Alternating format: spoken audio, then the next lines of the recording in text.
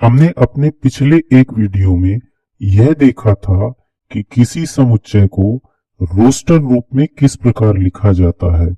लेकिन क्या सभी समुच्चय रोस्टर रूप में लिखे जा सकते हैं? आइए एक उदाहरण से समझते हैं। हम 3 और 5 के बीच की वास्तविक संख्याओं के समुच्चय को रोस्टर रूप में लिखने का प्रयास करते हैं।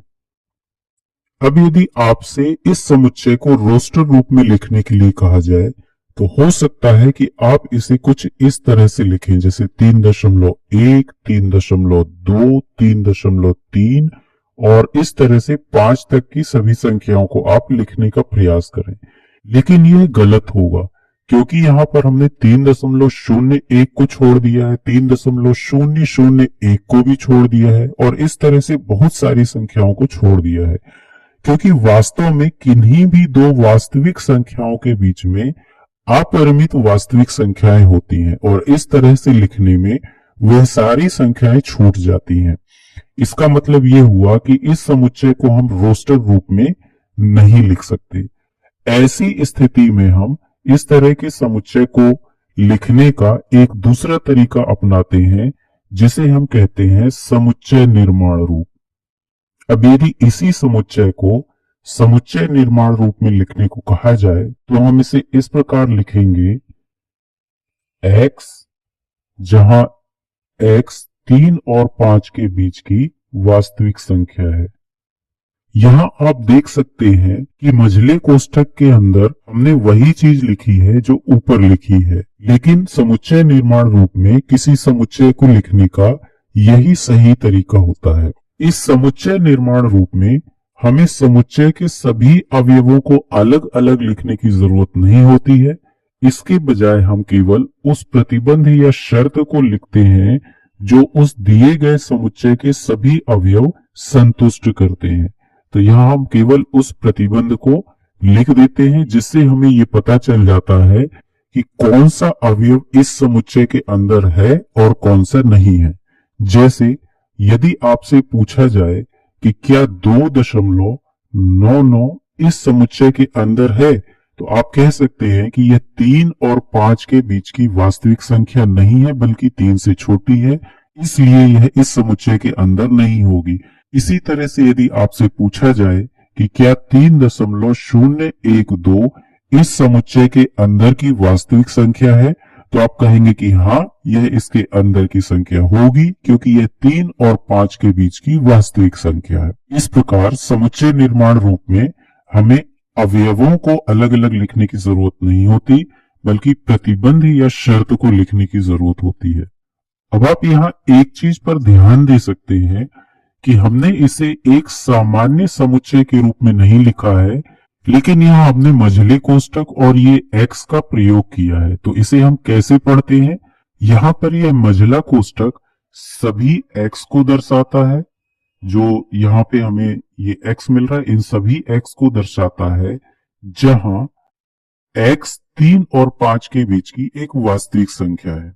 अब यहाँ एक और बात समझने की यह है कि यहाँ पर हमने इस प्रतिबंध को एक वाक्य के रूप में लिखा है, लेकिन सामान्यतः गणित की किताब में इस तरह से वाक्य भी नहीं लिखा होता है। इसके बजाय यहाँ हम संकेतों का उपयोग करके इसे संक्षिप्त रूप में भी लिख सकते हैं। आइए देखते हैं कि यह कैसे किया जाता है। इसके लिए इस समुच्चय को समुच्चय निर्माण रूप में हम कुछ इस प्रकार से लिख सकते हैं, सभी x का समुच्चय, जहां x एक वास्तविक संख्या है, जिसे हम कुछ इस तरह से लिख सकते हैं। यहाँ जो a की तरह का ये संकेत है, ये हमें ये बताता है कि x जो है वास्तविक संख्याओं में शामिल है और x का मान 3 और 5 के बीच है, तो इसे हम ऐसे लिख सकते हैं, 3 छोटा है x से और x छोटा है 5 से। तो ये जो तरीका है, यह समुच्चय निर्माण रूप का एक मानक रूप है जो हमें किताबों में देखने को मिलता है। कई बार यहाँ पर भी हमें और की जगह कॉमा देखने को मिल जाता है। यहाँ पर कोष्ठक के इस दूसरे भाग में हम उस प्रतिबंध या शर्त को लिखते हैं जो दिए गए समुच्चय के अवयव पूरा करते हैं। आइए अब हम ऐसे कुछ समुच्चयों के उदाहरण देखते हैं जो समुच्चय निर्माण रूप यानी कि सेट बिल्डर फॉर्म में लिखे हुए हों। हमारा पहला उदाहरण है सभी x का समुच्चय जहां x एक पूर्णांक है और x का मान 1 और 6 के बीच है। तो यह एक समुच्चय है जो समुच्चय निर्माण रूप में लिखा हुआ है। आइए अब इस समुच्चय को हम रोस्टर रूप में लिखने की कोशिश करते हैं। तो हम देख सकते हैं कि यह एक ऐसा समुच्चय है जिसके अवयव पूर्णांक होने चाहिए। यहाँ पर जो z है ये पूर्णांकों को दर्शाता है और ये अवयव 1 और 6 के बीच होने चाहिए।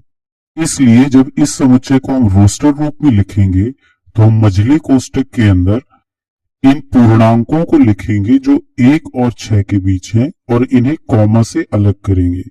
यानी यह समुच्चय हो जाएगा 1 और 6 के बीच की पूर्णांक संख्याओं का समुच्चय। तो ये संख्याएं होंगी 2, 3, 4 और 5।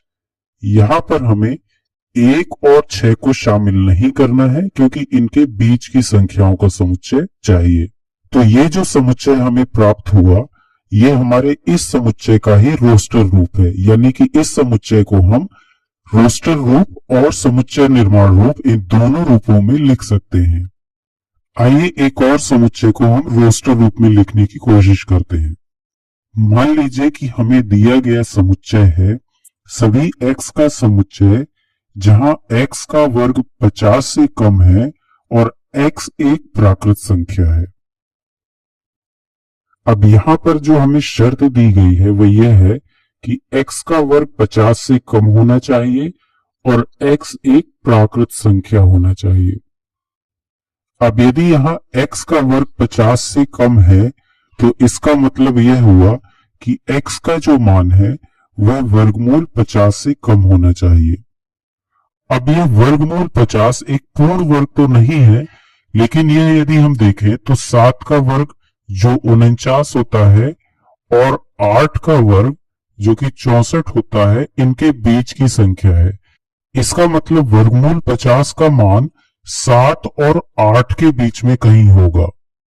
इसलिए इस समुच्चय के रोस्टर रूप में जो अवयव होंगे वो अवयव होंगे 1, 2, 3, 4, 5, 6 और 7। इसके बाद हम 8 को नहीं ले सकते क्योंकि इसका जो मान हो जाएगा वो 50 से ज्यादा हो जाएगा। तो 7 का जो मान है यदि हम इसका वर्ग देखें तो 49 मिलता है और x जो है 50 के वर्गमूल से कम होना चाहिए। तो ये जो हमें समुच्चय मिला ये इस समुच्चय का रोस्टर रूप हुआ। अब जिस तरह से हमने समुच्चय निर्माण रूप को रोस्टर रूप में बदला है उसी तरह से हम रोस्टर रूप को भी समुच्चय निर्माण रूप में बदल सकते हैं। आइए इसे भी उदाहरण से देखते हैं। मान लीजिए कि हमें रोस्टर रूप में दिया गया समुच्चय है 0, 3, 6, 9 और 12। अब रोस्टर रूप में दिए गए इस समुच्चय को समुच्चय निर्माण रूप में लिखने के लिए हमें इसमें ऐसा कोई प्रतिबंध या शर्त ढूंढना होगा जो इसके सभी अवयव पूरा करते हों। तो यह हम देख सकते हैं कि इस समुच्चय के सारे अवयव 3 के गुणज हैं या 3 का पहाड़ा हम जो पढ़ते हैं वही संख्या यहाँ पर मिल रही है। 3 दूना 6 फिर 9 और 12। इसका मतलब यह है कि इस समुच्चय के अवयव को यदि हम x माने तो यह x 3n के बराबर है। यह हमारी पहली शर्त है जिसे इस समुच्चय के सभी अवयव पूरा करते हैं। इसके बाद यहाँ पर हम देख सकते हैं कि इस समुच्चय में 0 शामिल है और उसके साथ प्राकृत संख्याएं शामिल है, मतलब ये पूर्ण संख्याओं का समुच्चय है। इसका मतलब ये हुआ कि जो दूसरी शर्त है वो ये है कि x एक पूर्ण संख्या है जिसे हम w से दर्शाते हैं। लेकिन यह समुच्चय अनंत तक नहीं जाता बल्कि 12 में जाकर के समाप्त हो जाता है। तो यहाँ तीसरी शर्त यह है कि x का मान 5 से कम है, क्योंकि यदि हम 3 में 5 का गुणा करेंगे तो 15 आएगा, लेकिन हमारे समुच्चय में 12 तक की ही संख्याएं हैं। इस शर्त को हम x छोटा या बराबर 4 है ऐसे भी लिख सकते हैं, क्योंकि जब हम 4 का गुणा 3 में करेंगे, n का मान यदि 4 हो तो 3 में गुणा करने पर हमें 12 संख्या मिलेगी जो कि इस समुच्चय का आखिरी अवयव है। अब यहाँ पर हमारे पास ये 3 शर्तें हैं जिनके आधार पर हम इस समुच्चय को समुच्चय निर्माण रूप में लिख सकते हैं तो हम इसे लिखेंगे सभी x का समुच्चय जहां x बराबर है 3n के और x एक पूर्णांक है और x का मान 5 से कम है। इस प्रकार हमें जो ये समुच्चय मिला वह इस समुच्चय का, जो कि रोस्टर रूप में है, उसका समुच्चय निर्माण रूप हुआ। आइए एक और उदाहरण देखते हैं जिसमें हम रोस्टर रूप में लिखे हुए समुच्चय को समुच्चय निर्माण रूप में लिखने की कोशिश करते हैं। तो मान लीजिए कि हमारा समुच्चय है 5, 25, 125 और 625। यहां पर फिर से हमें उन प्रतिबंधों का पता लगाना है जो इस समुच्चय के सभी अवयव पूरा करते हैं। तो यहां पर हम देख सकते हैं कि इसका जो दूसरा अवयव है वो 5 का वर्ग है, तीसरा अवयव 5 का घन है और चौथा अवयव 5 की घात 4 है। इसका मतलब यह हुआ कि इस समुच्चय के अवयव पहली शर्त x बराबर 5 की घात n को पूरा कर रहे हैं, जहां n एक प्राकृत संख्या है और n का मान 4 से छोटा या उसके बराबर है, क्योंकि n को हम देख सकते हैं यहाँ पे अधिकतम घात जो है वो 4 है। तो इन शर्तों के आधार पर इस समुच्चय को हम समुच्चय निर्माण रूप में लिख सकते हैं सभी x का समुच्चय जहां x बराबर 5 की घात n है, जिसमें n एक प्राकृत संख्या है और n का मान 4 के बराबर या 4 से कम है। तो यह इस रोस्टर रूप में लिखे हुए समुच्चय का समुच्चय निर्माण रूप हुआ।